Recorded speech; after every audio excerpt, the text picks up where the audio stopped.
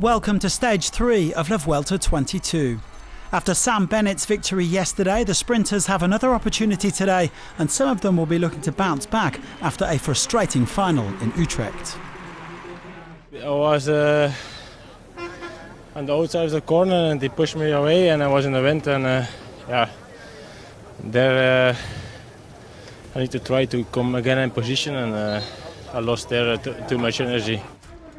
Tim Merlier isn't the only man who's hoping to improve on his Stage 2 performance. It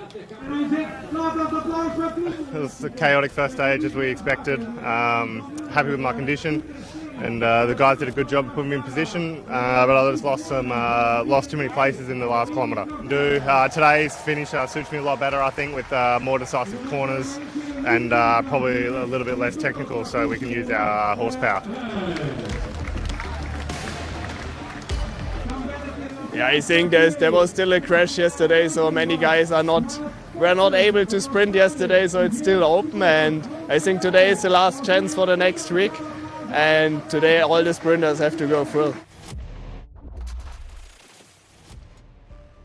At just over 193 kilometres, this is the longest stage of this year's race. It's almost pancake flat with one minor climb and a more straightforward finish in Breda than yesterday's in Utrecht. Jumbo-Visma should have no trouble defending the red jersey, while the sprint teams will be aiming to catch the breakaway before the intermediate bonus sprint, 26 kilometres from the line.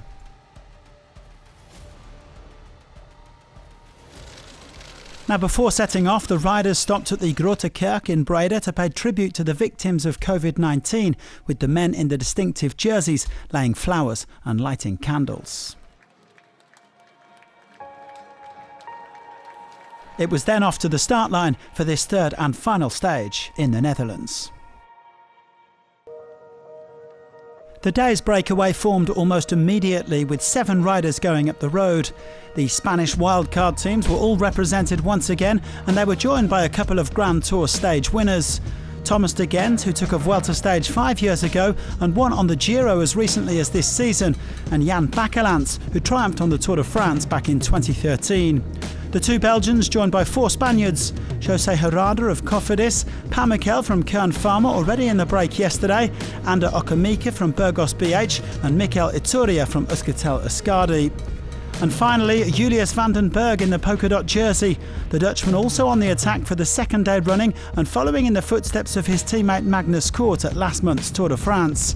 The 7 riders working well together, but they weren't given much rope.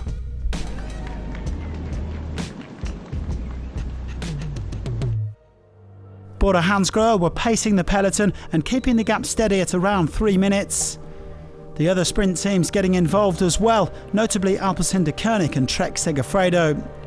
No major pressure in the peloton, yet one seemingly minor crash would have major consequences. Big crash on the right-hand side. One is Mike Woods. Well, 2 Israel Premier Tech riders went down, their sprinter Itamar Einhorn and more importantly their GC leader Mike Woods, who ended up having to abandon the race. The wind wasn't really strong enough to cause proper echelons, but the pace was increasing in the main bunch as the gap dropped to around 2 minutes.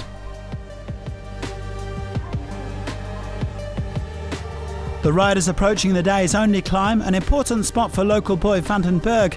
It was here that he won the Dutch Under-23 title in 2018. It's pretty special. It's a place where I live at the moment. My girlfriend is from the city of Roosendaal, where we pass now. So a lot of friends and family are there at the moment. Yeah, it's Holland, so it's pretty flat. We have one little hill. The Reis in the Weg. So it's going to be a little bit like yesterday, only even less climbing, I think. Well, this time the Dutchman was beaten by de Gent, who may be eyeing up the polka dot jersey he won at this race 4 years ago. The peloton didn't make the catch before the intermediate bonus sprint, perhaps preferring to save their legs for the final. De Gent coming through in first place from the breakaway ahead of Miquel and Bakelants before sitting up. His fellow escapees kept going, but the writing was on the wall. With high pace and some tricky road furniture, one of the GC favourites went to ground late on. Richard Carapaz forced a chase through the cars with the help of Pavel Sivakov and Teo Geoghegan-Hart. They soon caught up just as the peloton was catching the breakaway. The sprint team's gearing up for another high-speed finish with Alpecin de Koning leading the way into Breda. Now they start the sprint. Ackerman gets ready. Melier gets ready. Pascal Ackerman kicks hard. Pascal Melier pulls his foot out. On the wheel, it's Pascal Ackerman. Here goes Dan McClay. Brian Cockard, but rushing through the centre in the green jersey. Shoulder to shoulder. It's Bennett and it's Dan McClay. It's Sam Bennett. Doubles up and wins in the green jersey.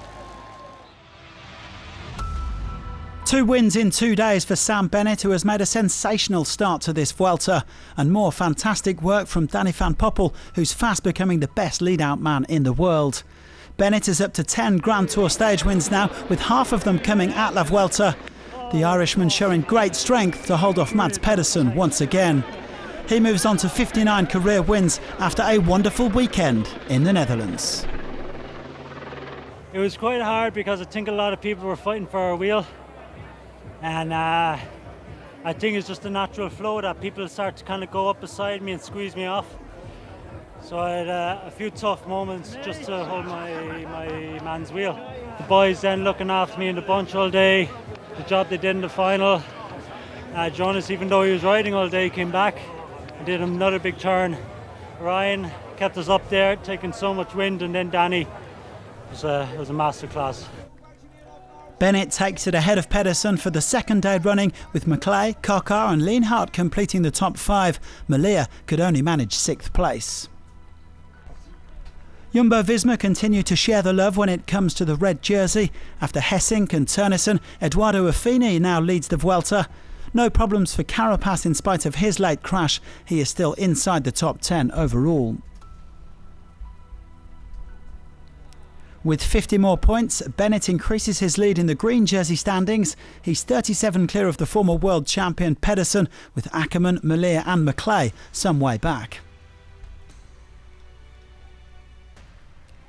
Vandenberg has had some fun on his home roads these past few days. He heads to Spain with the polka dot jersey, leading to Ghent and Gernelec. Ethan Hayter's still the best young rider, but Remco Evenepoel is lurking just 1 second back in 5th as we prepare to hit the medium mountains on Tuesday. There's no racing on Monday as the riders make their way to the Basque Country.